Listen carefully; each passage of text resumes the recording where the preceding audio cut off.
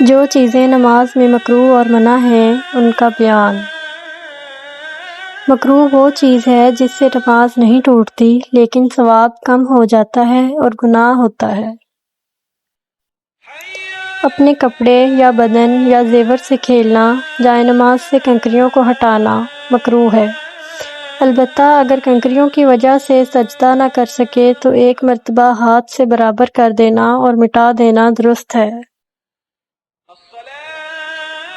نماز میں انگلیاں چٹکانا اور کولے پر ہاتھ رکھنا اور دائیں بائیں منہ موڑ کر دیکھنا یہ سب مکروہ ہے۔ نماز میں دونوں پیر کھڑے رکھ کر بیٹھنا یا کتے کی طرح بیٹھنا مکروہ ہے۔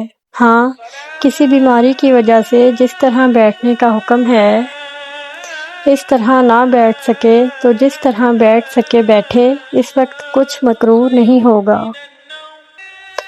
اگر کوئی سلام کرے تو سلام کے جواب میں ہاتھ اٹھانا یا ہاتھ سے جواب دینا مکروہ ہے۔ اگر زبان سے جواب دیا تو نماز ٹوٹ گئی۔ جس جگہ میں یہ ڈر ہو کہ کوئی نماز میں ہنسا دے گا یا خیال بٹ جائے گا اور نماز میں بھول چوک ہو جائے گی تو ایسی جگہ نماز پڑھنا مکروہ ہے۔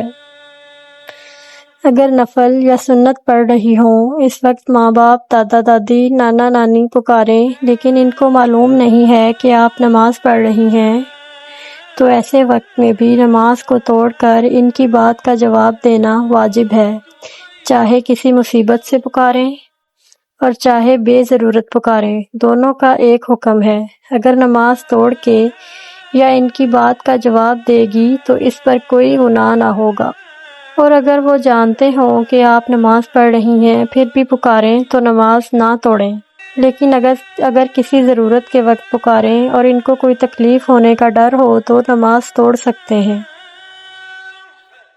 نماز میں ادھر ادھر سے اپنے کپڑے سمیٹنا، سنبھالنا کہ مٹی نہ لگے مکروہ ہے۔